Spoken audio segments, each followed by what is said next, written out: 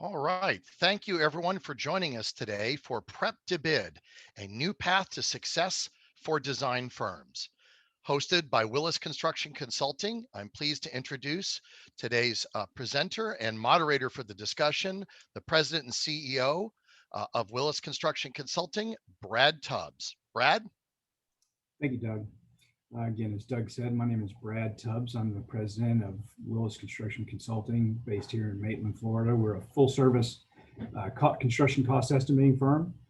Today, we're joined by Tim Wagner with the Lunds Group and Mark Gustetter with Imagery Architects. And I'd like to let Tim and Mark introduce themselves. Tim, if you would. Thank you very much for having me today. I appreciate this opportunity. I don't really know what you'd like to know other than I have been an architect in Florida for my whole career, something going on 25 plus years, been registered for all that time and worked in Central and really worked all over the state in many different capacities. So a lot of experience and history that I hope to share with everybody today. And good morning, this is Mark Gustetter. Let me apologize in advance. I'm sitting in a car parked in a parking lot between meetings, so I'm not in the best place for me to have any video at the moment. I, like Tim, have always been practicing architecture in Florida. I'm also licensed in 7 other states as well as Puerto Rico, and I've been doing this for 42 years. Thanks, guys. I just wanted to introduce what Prep2Bid is, kind of explain what our idea is around it, and then we're just going to have an open discussion between the three of us on Prep2Bid. And before we get started, I want to let everyone know that we are going to end on time. We had a 1 o'clock stop on this session, and we'll definitely end on time. If you have any questions, you can type them into the chat, and we'll do our best to answer those. And then lastly, the program will be recorded so that you can go back and review later. We'll send out a link to all the participants. So, thank you very much. Well, Prep2Bid is an idea that we've come up with here at WCCI, and it's an offering targeted toward the design firms who are in the pursuit stage of a project. So WCCI would provide a quick, high-level estimate based on the available design information of the project. This would typically be a programmatic or a blue sky type estimate. And our strategy is that we think this can be a service to that would benefit design firms in particular, so they can better understand probable costs of the project prior to submitting their proposal, and putting together their team and their fees and all those things. So just wanted to kind of open that up to Tim and Mark, and we've done this sort of thing with both Lunds and Imagery in the past. So you guys have any thoughts? What are some of your thoughts on Prep2Bid? Tim, you go first. Thank you. I appreciate that, Mark. Well, anything that's going to be helpful to the process, that's going to get more information in not only our hands, but of course, the owner's hands, the contractors, subcontractors, the marketplace, etc. That's a positive for the success of any particular project. So whatever we can do to help with that process is a good thing, in my opinion. And from our experience at Imagery, working with Brad in the past on small and large projects, what we found is the traditional approach to cost estimating usually doesn't start until after the contract has been awarded to the design firm and the design team, and even sometimes not until the contractor's on board, which is unfortunate.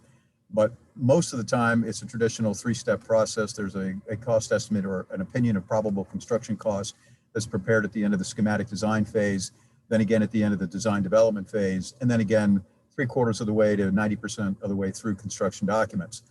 And having a firm like WCCI on board, whether they're a consultant directly to the design team or directly to the owner or the client, is without question one of the greatest benefits in the long run to a project, because if nothing else, it tends to keep contractors and construction managers honest. Contractors and construction managers have a vested interest in controlling costs, obviously, but many times there's an incentive base that, if you will, allows them to use numbers that aren't always the most accurate Whereas a firm like WCCI, who I've been working with now for going on 20 years, they reach out to the marketplace and they talk to subcontractors, they talk to vendors, they have their finger on the pulse of the market. For instance, right now during the current situation, they can forecast somewhat into the future and know where material prices are going to be, so that we're not all sitting here thinking that costs are going to continue to escalate beyond the 500% markup range.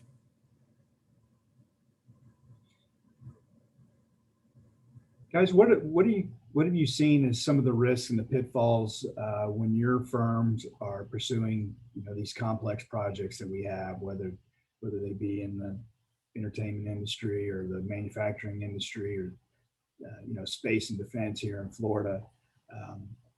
When you're putting together your proposal, what are some of the pitfalls that come up as related to construction costs?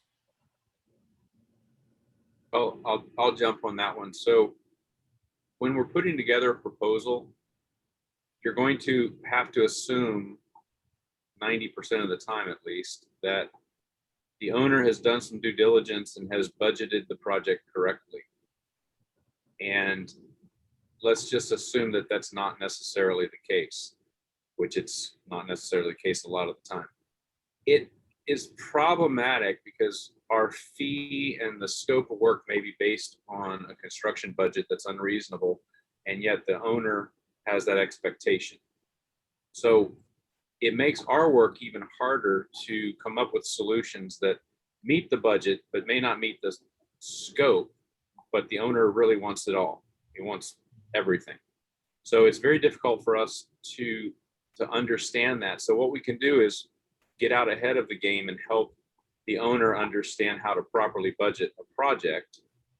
And that in turn makes for a better proposal from us and ultimately a better project for everybody. And this is Mark. I couldn't agree more. Many times, as Tim said, a client may feel that they do have an accurate budget, if you will, but it's based on what they want or are able to spend. It's not necessarily based on real world numbers or real world conditions relative to their specific project. A case in point, and this is not one of our projects, but I know of another architect who was told initially when they were pursuing a project that the construction budget was going to be $55 million. This happens to be a K through 12 project. And as it turned out, it was a two-part project. There was a new building facility and there was renovations to an existing facility. And the 55 million was to be split roughly 60-40, 60% to the new and 40% to the old. And as it turned out, when it was all said and done, they needed something closer to 75 to 80 million dollars in order to achieve both projects. And the client went a little ballistic when these numbers started coming in. And as Tim said, the design fee was based on that $55 million number. So everything was skewed almost from the get-go. And it's been a rocky road for that architect and for that project. There are a multitude of problems there, right? The school board's not going to get the program that they sold to their constituents, because they're going to have to go back to the legislature to get more money, or they're going to have to cut program out of the project, which, you know, is above and beyond the issues that we discussed here. I had a question. If you all know that a budget is unrealistic, is that information helpful to you with your discussion with the client prior to your proposal submission? Go ahead, Tim. Well, it's a double-edged sword, because a lot of times, if it's a public client, as a good example, like the school system or universities, what have you, they do have a set budget and they've established that budget and they try to align it with a scope, whether it's aligned or not, but the budget is the budget. They're not going to add money. They're not going to take away money. So it doesn't necessarily help us to argue the fact that it's potentially more money to get the scope they need, because we know that they can't get more money. So it's a catch-22. What do you put it out there and say, this is unreasonable to actually get the job, or to lose the job, I should say? Or do you say, well, we're going to work hard to make this work for you, and we're going to get you every penny that you can try as hard as we can to get as much as we can and do it for the budget you have.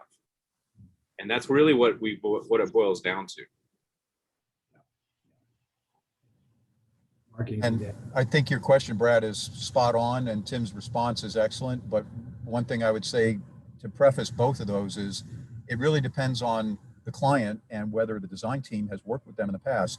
If this is a repeat client that they've done 2, 3, 5, 10 projects with, there's a comfort level there that allows the design team, specifically the architect, to sit down with the client and say, and this is assuming that, well, either before or after the architect has won the project, and say, look, Mr. Developer, Mr. Client, in real terms, your numbers are a little light. And as Tim said, we're going to do the best we can to maximize your bang for your buck. But at the end of the day, you may have to de-scope something. And we want to be able to sit and work with you and prioritize what you absolutely have to have, what you would like to have, and what you could possibly postpone. One of the pitfalls that I've seen, heard horror stories about, are those contracts with the architect that bind them to the budget of a project.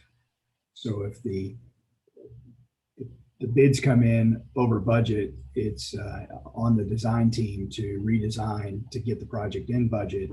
And a lot of times all the risk of the cost is on the design firm. You guys see a lot of that in the market? Well, it number one, it would depend on the type of client. I think you'll see a lot more of that with the public clients than the private clients. But there's a trick that we use, is to put like a 10% clause in there, meaning if you're 10% if you add more than 10%, we get fee on it. So what that does is it gives us a window of opportunity to say, look, we're going to hard bid the job, or, CM at risk, or however you're going to deliver the job. If it comes in slightly over budget, that's not a problem. Either we work with you to make that happen, or you just add a few dollars to it and we make it happen. If it's grossly over and they add money, then of course we get paid that overage. Right. Now, if it's grossly over and they don't add money, then yes, it would be on us to redesign. But in their mind, in the client's mind, it would be that we have designed something that doesn't meet the budget. Now, whether that's the case or not, it goes back to the beginning question, I think, which is, was it properly budgeted, and did we at all say so during the process? And I would tend to agree with everything you said, Tim, right up until that last part, where if it's grossly over budget and the owner is going to turn around after the design has been semi-delivered and say, well, Mr. Architect, you kind of blew it, and you designed things that I can't afford.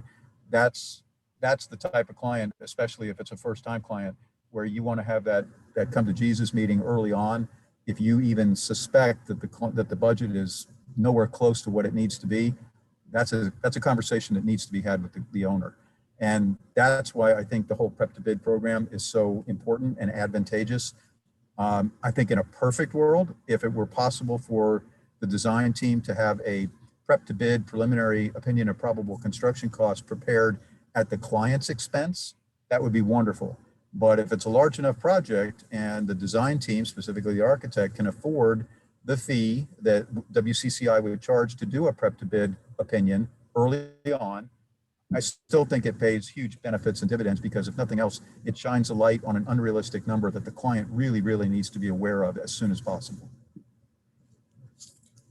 That is a great segue into a question we received from Bob Safransky. Bob's question is, at what point should the third-party estimator get involved for a successful project and budget outcome? As early as possible. That's the bottom line, which is the more information, the earlier, the better. And we've all seen that inverse triangle that you make decisions early, it impacts cost the least. You make the decision late, it impacts cost the most. So of course, the more information we have early, the better. Yeah. And Go ahead, Brad. I was going to say, I totally agree with Tim. And I know Bob, I've worked with Bob in the past. It's an excellent question. And yes, the sooner you can get the third-party cost estimator on board, the better. The client needs to be aware of that involvement and be on board with it. Unfortunately, we've had some clients in the past who say, well, I don't really want to pay the freight for that. I'll wait till the CDs are almost done or completely done, and I'll use my third-party cost estimator to do a check and balance on the general contractor's number. Well, by then, if there's damage being done, it's already done. So the sooner the better. And again, the prep to bid is a new step in the process where schematic design was step 1, DD was step 2, CDs is step 3. Well, now we've got a new step 0, or we have a 4-step process, and that's where we want to start the ball rolling a little bit earlier. I will say from our experience, the earlier the better that we're involved. Like Tim said, you're going to get more value the earlier you can make your decisions, for a lot of different reasons. If there's redesign involved, obviously, if that's a schematic or earlier stage, there's less work on the design firm's response or part, and then also you're gonna see the full value of whatever savings that there might be. Whereas if you have the contracting, subcontracting community already involved in the project, you may not see the entire savings that you would if you made that decision earlier. Our involvement, in our experience, has always been beneficial, most beneficial, the earliest that we can get in at program or earlier even. We have several clients that work with us at the same time that they're working with their programmers. So we have a lot of questions here. If I could, Brad, before you take a question, I just want to add to my previous comment. Something that we haven't touched on, but I know the folks in the audience are probably well aware of this. Your GCs and CMs generally carry somewhere around a 20% contingency going into SDs.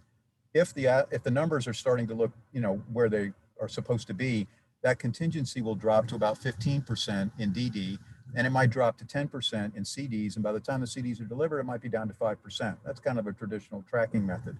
By getting cost estimating early on the project, you can tighten up those contingencies, and I wouldn't say force the contractor or the CM, but at least show these numbers to the owner, especially if your third-party cost estimator is preparing these numbers side by side with the GC, not in conjunction with. I mean, you're doing it separately, but when you're presenting the numbers on the table, if the numbers are reasonably close, fantastic, then that contingency can start to tighten up early. If the numbers are fairly far apart and the GC is higher, which is almost always the case, the third-party cost estimator's numbers are what will give the owner a sense of safety, a margin, a buffer, if you will, and they can use that to kind of hammer on the GC at times.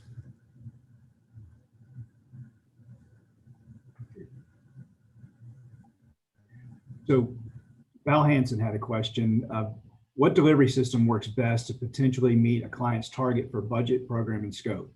Depending on which delivery system works best, who on the team should lead? Well, you're talking to two architects, so of course the architect should lead everything. Well said. But I think in terms of the delivery methods, there's 3 traditional paths, right? There's a hard bid, traditional, very traditional, CM at risk, and then of course design build. Design build, the advantage is you have one contract and you would work with that entity, meaning the builder and the architect, from day one. That works in certain situations, but you give up a lot of control because the architect doesn't work for the owner anymore. Now, in a hard bid or a CM at risk relationship, I think what's really important is that you cover, in either way, you cover a cost estimating and a costing of the design throughout the process. Our biggest risk is on the hard bid because, Mark talked earlier about contingency. Well, I don't know about Mark, but if it's hard bid, I might have more alternates in the job. I might have more contingency built in so that we don't end up with a problem later that we can't either afford or we can't remove from the job, that sort of a thing. Now, a CM at risk supposedly will allow you that flexibility, but I think what's really important is to watch what Mark brought up, which is this contingency and then the escalation. One of the biggest problems that we've seen in the past is we might VE a job, for lack of a better word, at schematic, and then VE it again at DDs, and then VE it again at CDs. That's 3 sets of VE worth millions of dollars that we should have understood on day one. So there's a lot of work being done. There's a lot of decisions being made that affect cost too far down the road, in my opinion. So that's something to guard against, and a good CM can help you guard against that, but we don't always have the best CMs on board, put it that way. And again, I would fully agree with Tim's comments. And with regard to the escalation, another thing that the design team and the owner have to be aware of is many times the owner and the CM or the GC will have an incentive-based program where for every dollar the GC/CM can save the owner, they might get, 20, 30, 40 cents of each dollar. So it's in their interest to, perhaps drive the cost up a little bit in the beginning so that at the end, when they strike the VE chord, they can whack all these dollars, some of which go back into their pocket. And at the end of the day, the design is not what it was intended to be, and it doesn't look like what it should be, but the contractor comes out, smelling like roses, and the owner's not really happy, and the architect got the really short end of the stick. Bob had a follow-up question, and I'll answer this selfishly. Should they be part of schematic design, conceptual? And again, I would say yes. As early as you can involve an independent estimator, the more value you're going to get out of that estimate. Remember, the estimate doesn't just provide financial advice. It also will help the design team to understand where the risk is in the design, especially in today's market with material pricing going crazy.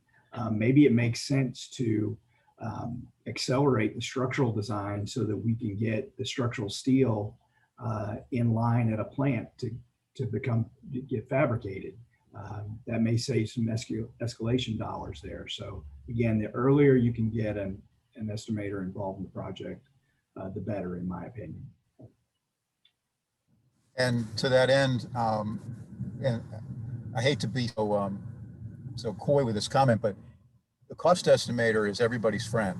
A cost estimator, a third-party cost estimator, does not have a dog in the hunt and has no vested interest in whether the project is, on budget, over budget, under budget. They're basically reporting facts, figures, and what things are as of the moment that estimate was prepared. Whereas, again, a GC, a CM has a vested interest in controlling those costs and keeping them within a range that suits them rather than necessarily suiting the owner. Getting the cost estimating team on board as soon as possible is critical to the project, and it benefits the owner in ways that the owner might not fully understand. And again, the sooner they can be on board, even as early as shortly after programming, once the program has been established and the owner has a number in his mind or her mind as to what they want to spend, that number from the very beginning can be compared against an initial prep-to-bid cost estimate. And if it's hugely divergent, that's where the reining in needs to occur, and the owner needs to either reset their expectations or reset their funding.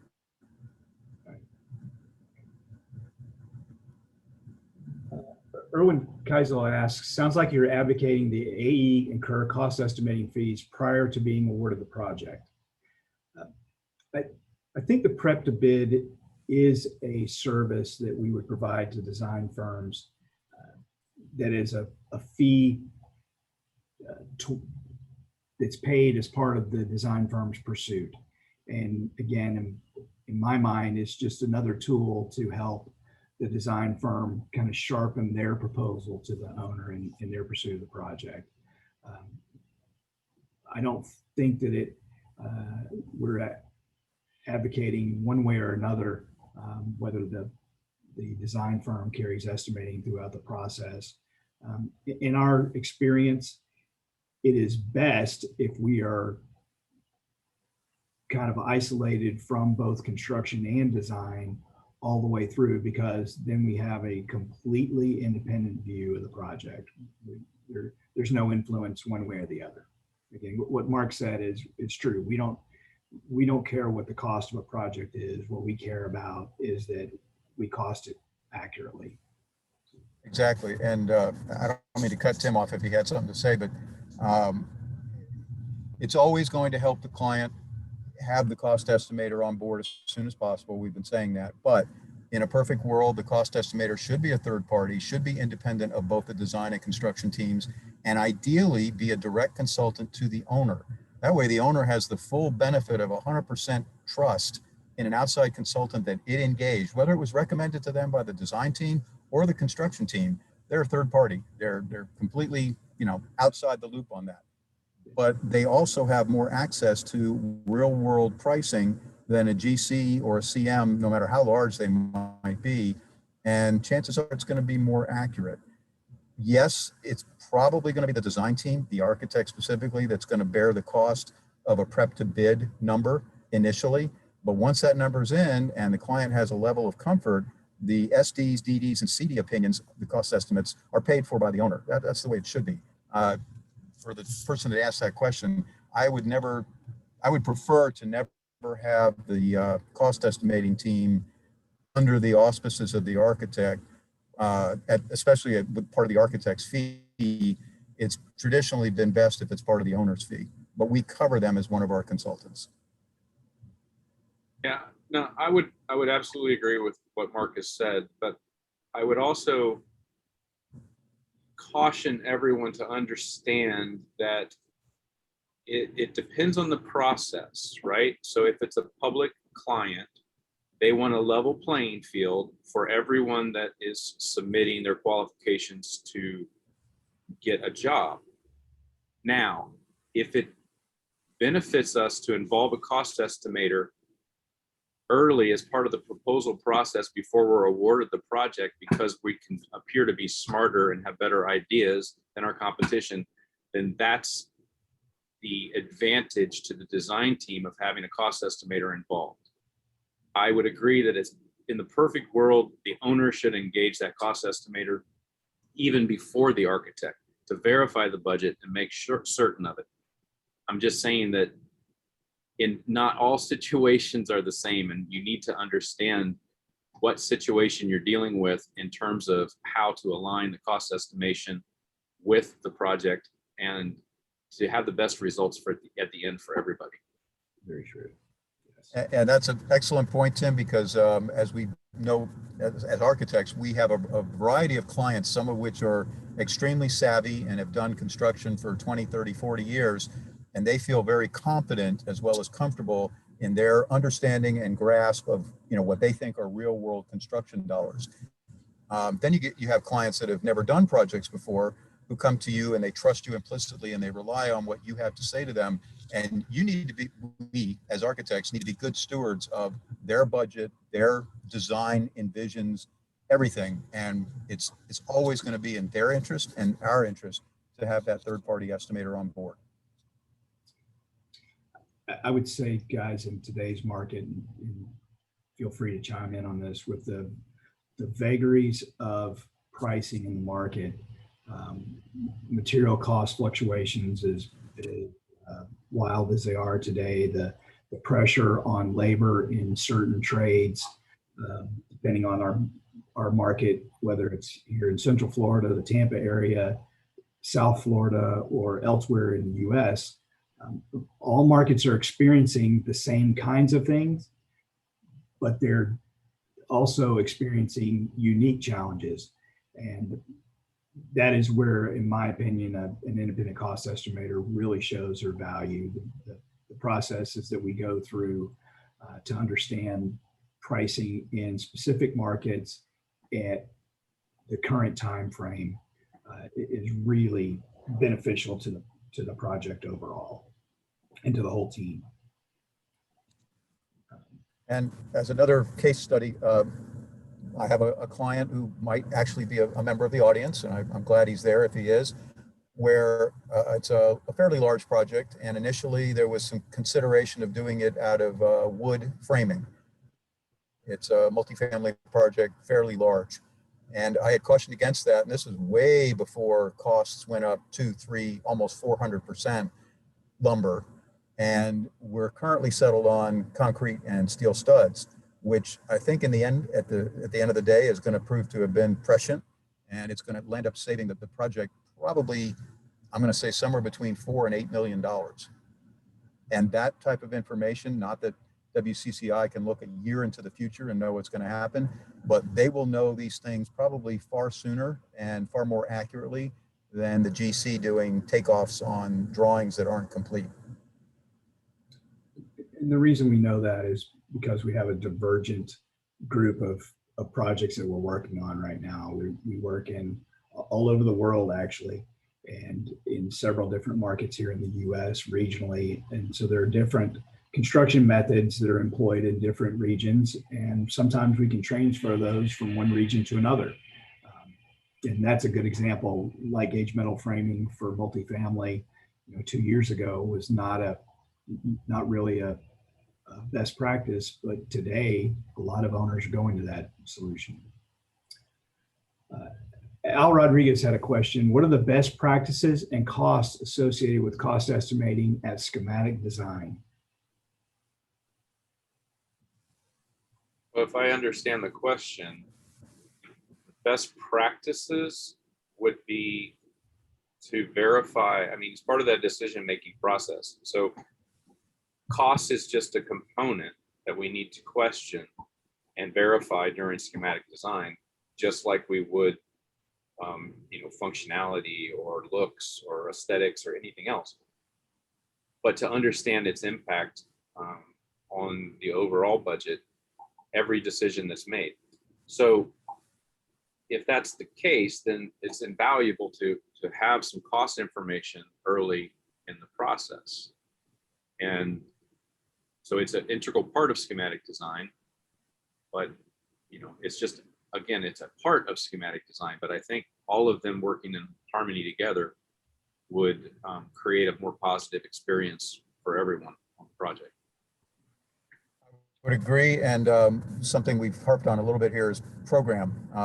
In theory, an architect and a design team as a whole should not be near the end of a schematic design phase without having validated and verified the owner's program, even if the architect helped create that program, because otherwise, what is the cost estimate being compared against?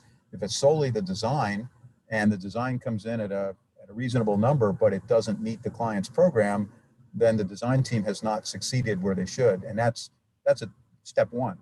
By the time you get to DD, if again, we're not validating the program every step of the way, something's going to spiral out of control. And at the end of the day, when the program is eventually validated, you find out important parts and pieces, and the number is going to go way up. I would say the best practice is over communication as early as possible. We like to be a fly on the wall during the entire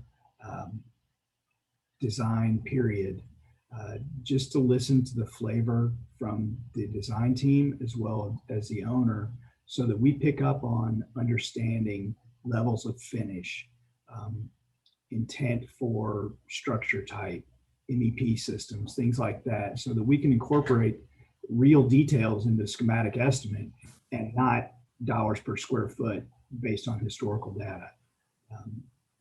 Our intention at every level of estimate is to provide as much detail as possible. And the only way we can do that is to have a lot of communication with the entire pre-construction team, really. Understanding everything from site conditions through your final MEP designs. And as far as cost goes at schematic, there's not really a percentage or a value. Every project is different, but our overall fees for estimating on a project are substantially less than a percentage point for the entire process. So estimating is not a huge burden as far as cost goes in the design or pre-construction aspect of a project. And there was a question. As another real world example, 9 years. Oh, sorry. Go ahead, Brad. No, go ahead, Mark. I like this example, actually. Okay. Yeah, there's no such thing as over communication. I've been accused many times of writing too many and too lengthy of an email. I'll take the blame for that, but in the end, those emails have saved countless projects and countless millions of dollars.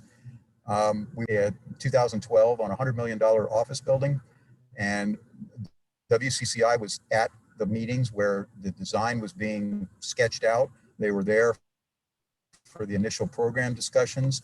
When the first opinion of probable construction costs came across the owner's desk and it was prepared by WCCI, they were basically within, I think, initial budget, whereas the contractor, who had already been engaged, was $20 to $25 million over the client's budget.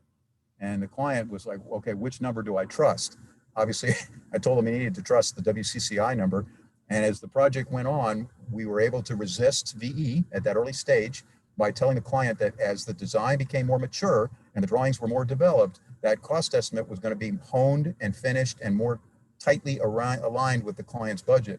And as it turned out, when it was all said and done, the project came in $2 million under budget, and we did not have to VE anywhere near what the GC said needed to be VE.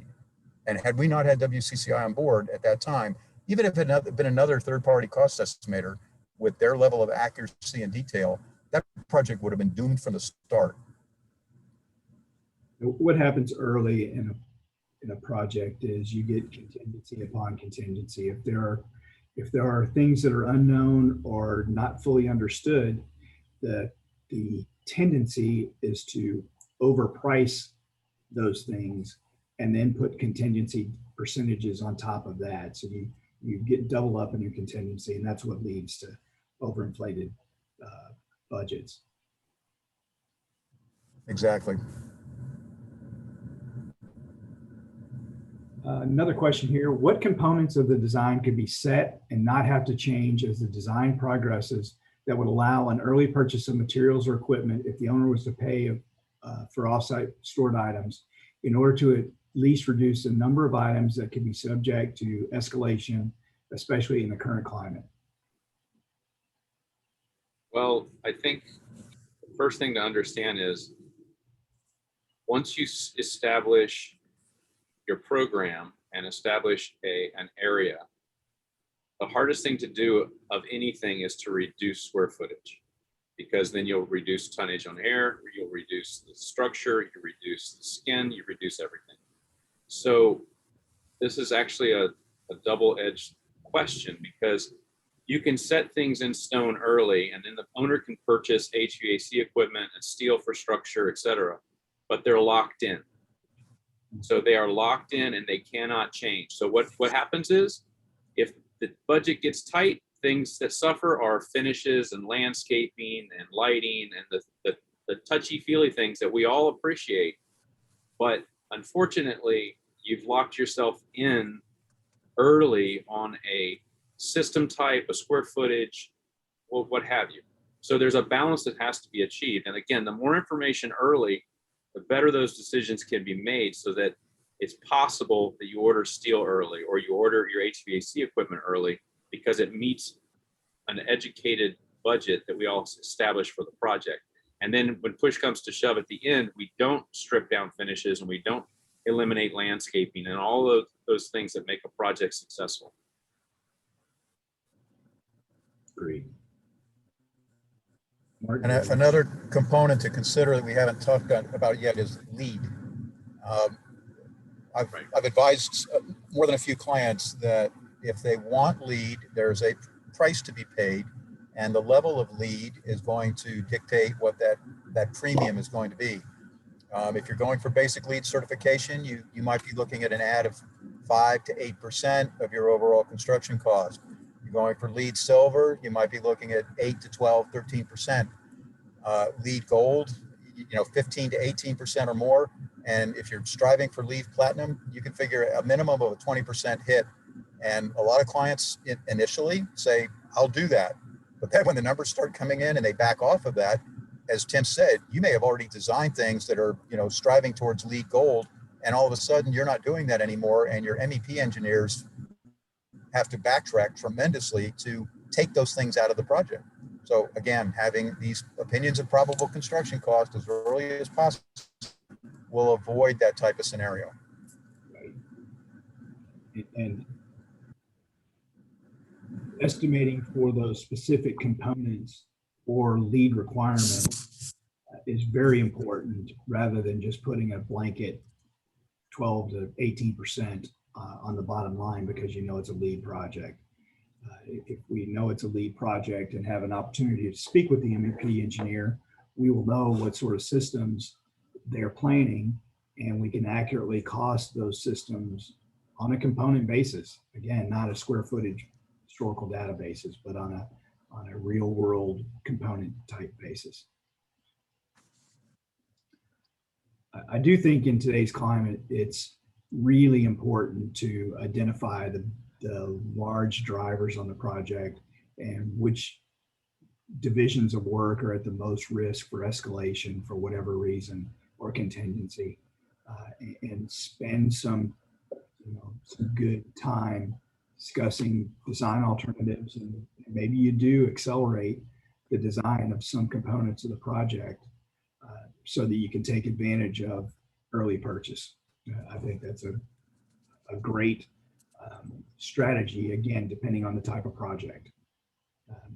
If you have your program nailed down, as Tim said, and you don't plan on removing any program later, or you don't think you're going to have to remove program for cost reasons, maybe spending some time on those big MEP systems and structure would really save some heartache in the end when you have to consider getting rid of the touchy-feely things like the lighting or the finishes in the public spaces. And from an early purchase standpoint, what you said, Brad, is critical. It really depends on the type of project. For instance, if you're doing a hospital and the client knows, let's say they're doing a 6-story hospital and the budget is starting to trend high, they may shell out the top 5th and 6th floor for future T&I improvement. They may buy the equipment that they need, MRIs, anything that they might be, X-ray machines that they know they're eventually going to install regardless, and get the benefit of early purchase and the tax savings. If it's a food service project, a restaurant, and you know you're going to seat X number of people and X number of square feet, you know what your food service equipment outlay is going to be, and you're going to order all that equipment as soon as you can because of the 12 to 16 to 20 week lead time on those items. Mechanically, yeah, you start to run the risk. Electrically, the same thing, because it is tied to square footage. But at the end of the day, if the client is absolutely set on their program and that program has been validated and verified, there's a comfort level there that they can go ahead and order some of that big ticket item stuff early. Another question, this is a great question. What are some of the off the radar costs that need to be at least questioned prior to starting a budget? I think there's a long. Well, I'll tell you, I don't know if these are off the radar, but 2 things do come to mind that we would question early in the process, which is, as Mark brought up, sustainability. If you want to pursue LEED or Green Globes or some other national certification, or if you just want to do the right thing and spend a little bit of money on it, if possible, that sort of thing. The other one is life cycle cost. And to understand that if you're going to own the building for a long time, you're going to pay a lot to maintain it and to keep it up and running. If you're going to flip that building in a couple of years, maybe that's not an important consideration to you. But I do think that those are some of the on the radar, in my mind, questions that have to be asked prior to establishing a budget, prior to establishing a program for a project. If it is important that you're a county and you're going to own a facility for its life for 50 plus years, then maintenance and operational costs are very important to you. So you have to, your budget has to address that as a primary concern of yours as an owner. So those are the things that have to be established early and very, very important to the project, because other things will suffer down the road if they're not. And again, that is an outstanding point, Tim. Again, the client that I was speaking of earlier, when we were talking about stick frame versus concrete and steel, the question that was asked early on is, what's the exit plan? Is it 5 years, 10 years? Is it perpetual ownership for a revenue stream? And the answer was 5 to 10 years. Okay, well, there's a big difference there. If you're only going to own a multifamily project for 5 years, there are certain, let's say, corners you could cut initially and still get the aesthetic wow factor that 5, 6, 8 years down the road become maintenance headaches. If you're going to be, as a client, if you're going to be out of the project by that time, no harm, no foul. But if you're going to own the project for 10 or more years, you want to make sure that you are not building in maintenance headaches. And you want to know what the cost delta is between, do I do the more costly thing up front and save money in maintenance down the road, or do I take the less expensive way out and put in not necessarily inferior materials, but lower quality, because I know I'm not going to own the project in 5 or 8 years. And again, that's where WCCI comes in, because they can run a cost analysis for the owner and for the design team and give you what that delta is. And we have clients that are going to own their properties for, 50, 100 years, but they are going to reprogram that space every 6 or 7 years. So does it make sense to build a 50-year structure that's bulletproof if you know you're going to rip it apart and reprogram it 7 or 8 years? Maybe not, right? Two of the things that come to my mind, the age-old one that's kind of off the radar, is site selection. How many times have we seen projects that are heavily penalized because the site was had issues, whether it's the location or the existing soils or what have you.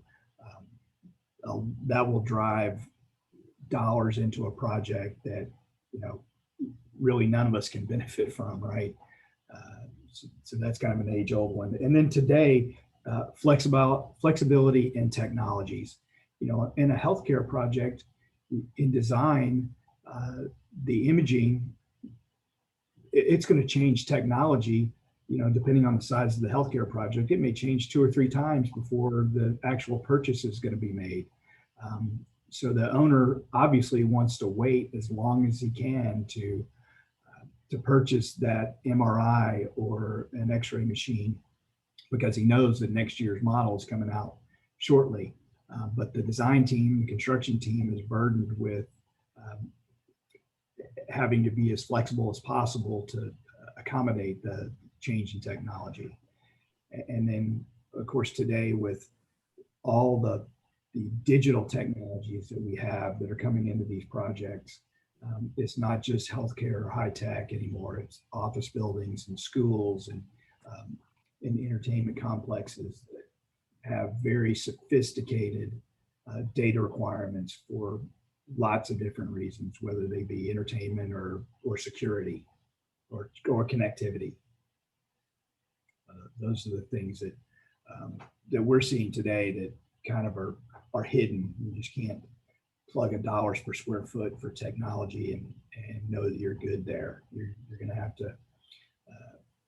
There's going to have to be a good flexible design, and then there's going to have to be a robust estimate to understand those components. And Brad, you brought up an excellent point with regard to site selection. I would say the majority of the time, a client will approach an architect or design team with a site already selected, probably already purchased. But in those instances where the architect has the ability to help the owner select from 1, 2, 5 different sites, again, having WCCI or a third-party cost estimator on board early pays huge dividends, because just, you can see there's a wetland on that site, but there's no wetland on the other site.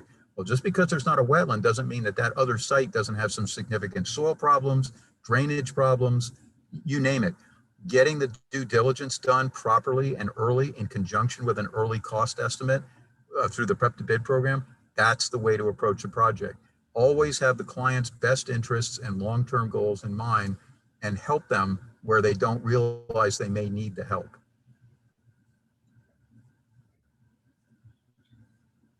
We have just a few minutes here, and I did want to go back to Prep2Bid just for a moment and kind of emphasize that Prep2Bid's not a huge investment.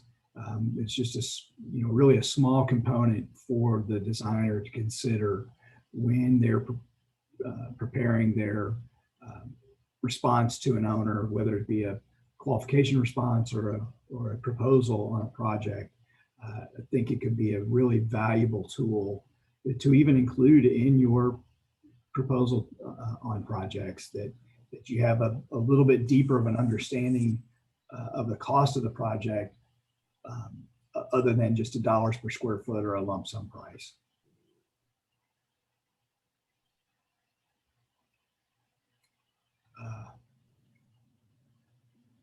Eric Hickox asks, is life cycle analysis part of your Prep2Bid portfolio? It's not necessarily a part of the Prep2Bid, but it's certainly a service that we do provide, life cycle analysis. I've done it on several projects. I've done it on existing buildings for clients. And then another question from Bob Safransky: in an active hospital setting, is there a rule of thumb estimated percentage for infection control? Yes, there is, Bob, but depending on the type of project. If it's an infill project in an existing facility, obviously that's going to be higher than if it's a new build, and phasing also has a lot of influence there. So if you're turning over the building, portions of the building early, infection control is going to be a higher percentage, and then also the type of facility it is. And we try not to apply blanket percentages on things like infection control.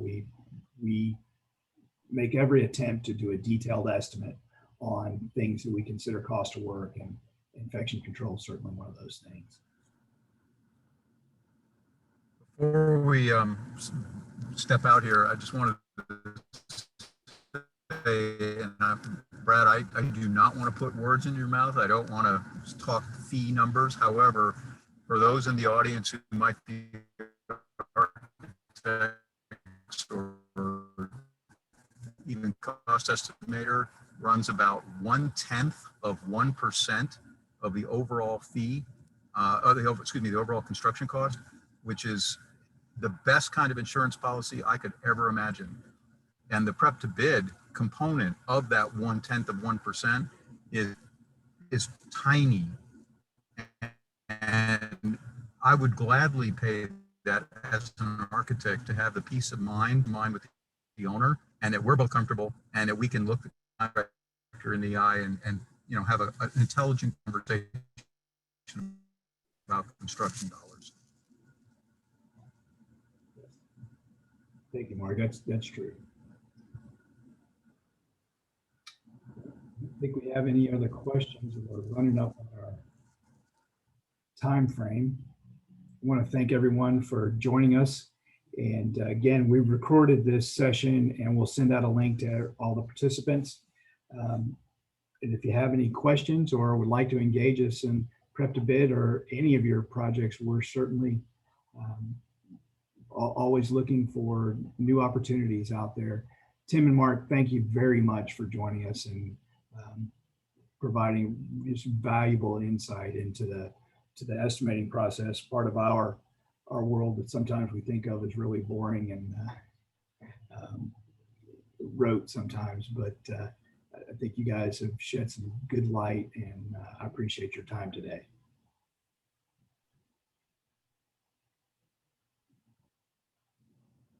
My pleasure. If there are no other questions, I think we're done.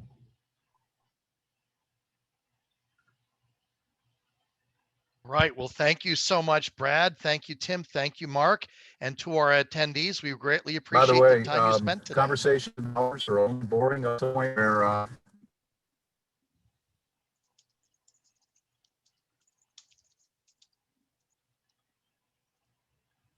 All right. Thank you so much, everyone. Have a great rest of your day. Thank you, Brad. Yep, thanks.